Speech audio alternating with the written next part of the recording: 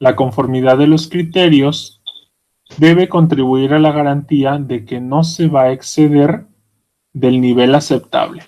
Para algunos el pasar del límite por nada, por un pelo de rana calva, pues representa algo trivial, algo que no va a afectar al consumo. Pero imagínense si fuera una sustancia que por mínima que sea la concentración puede causarle la muerte a mi cliente, pues ahí, por mínimo que sea, voy a tomar las medidas necesarias. Entonces, por eso es lo que nos quiere decir que nunca dependamos de los límites. Aunque ahí están, los límites son para esas situaciones extraordinarias que por algo de causa fuerza mayor sucedió, no para que del día a día se abuse de ellos. Después tenemos los problemas ya de reprocesamiento o de retrabajo porque confiamos de más en los límites. El sistema de seguimiento de los PSC nos dice que debemos establecer un sistema de seguimiento para cada medida de control o un sistema de seguimiento para la combinación de todas estas medidas, dependiendo de cómo determinemos igual que funcione de mejor manera para mi organización. El sistema debe incluir todas las mediciones programadas que están relacionadas con los límites críticos. Para cada PPRO debemos establecer un sistema de seguimiento. El sistema de seguimiento debe consistir de información documentada que incluya lo siguiente. El sistema de seguimiento debe incluir la medición u observación que me va a proporcionar un resultado, pero también dentro de un periodo adecuado. Si yo digo que necesito tomar una muestra de lote de recepción de crema, pero si yo se la tomo al día siguiente de que llegó esa carga o ese lote, de nada me sirve porque yo lo necesito analizar a la llegada. Nuevamente, si la refrigeración hubiera fallado en el Inter, pero al finalizar llegó en buenas condiciones, pues ahí eso va a representar un peligro para la inocuidad. Debo considerar también los métodos de seguimiento o dispositivos utilizados, los métodos de calibración que les son aplicables o los equivalentes para hacer la verificación, la frecuencia, cada cuánto debo estar realizando el muestreo o el seguimiento, los resultados del seguimiento, la responsabilidad y autoridad relacionada con el seguimiento y la responsabilidad y autoridad relacionada con la evaluación de ese seguimiento. Así es como funciona. En cada PPC, el método y la frecuencia deben ser capaces de detectar oportunamente toda falla. ISO no les dice cuándo tienen que medir ni cómo tienen que medir. Sin embargo, ustedes tienen que demostrar que la frecuencia con la que la realizan y el método que están utilizando es el idóneo para poder afrontar cualquier cualquier amenaza o peligro de inocuidad que pudiera presentarse.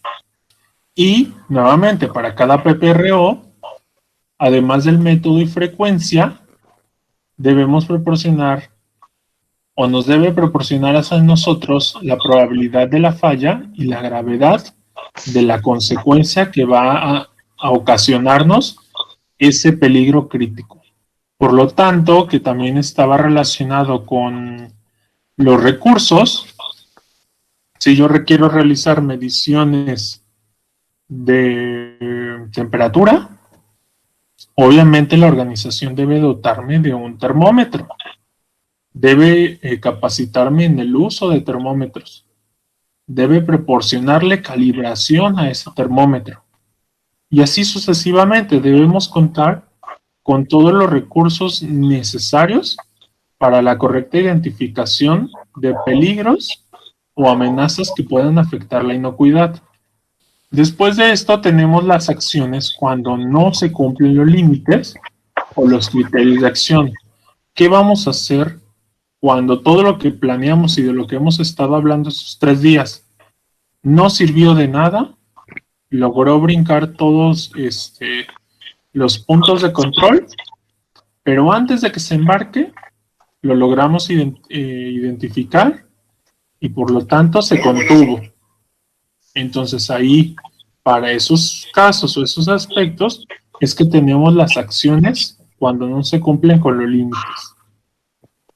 En este punto nos dice que la organización debe especificar cuáles serán las correcciones o las acciones correctivas que van a tomarse cuando no tenemos estos límites. Debemos asegurarnos que los productos potencialmente no inocuos no sean liberados, es decir, ni siquiera salgan de nuestras instalaciones y mucho menos se embarquen o se comercialicen. Simplemente se separan y de ser necesario, pues pasarían a ser una destrucción o aplicamos las medidas necesarias para hacer su tratamiento o su retrabajo y entonces sí que podamos restablecer sus condiciones de inocuidad y entonces que atraviesen ya por todo el proceso y puedan llegar a los clientes. Debemos identificar la causa de la no conformidad, los parámetros controlados, tanto de puntos críticos de control como requisitos operativos y hacer lo que tengamos que hacer para que vuelvan dentro de los límites de críticos o de acción. Además de implementar acciones para prevenir la ocurrencia de estas situaciones nuevamente. Para este aspecto, la organización debe tomar correcciones de conformidad a los apartados que veremos a continuación, que son acciones correctivas y acciones de contención. Para implementar un plan de control de peligros, la organización debe implementar y mantener un plan de control de peligros y mantener la evidencia de su implementación como información documentada.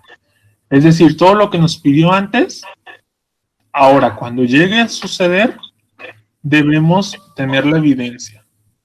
Si supongamos que si en uno de mis lotes de producción yo identifiqué que en el área de producción a alguien se le fue una pluma y por allá apareció en uno de los productos terminados. Le apareció ahí su pluma, pero sin tapón. Apareció únicamente el tubo. Bueno, pues, ¿qué plan de acción vamos a implementar para encontrar ese tapón de la pluma?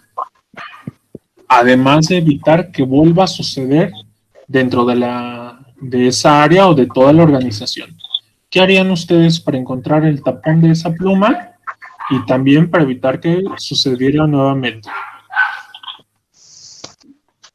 Pues primero ver de qué lote viene ese producto.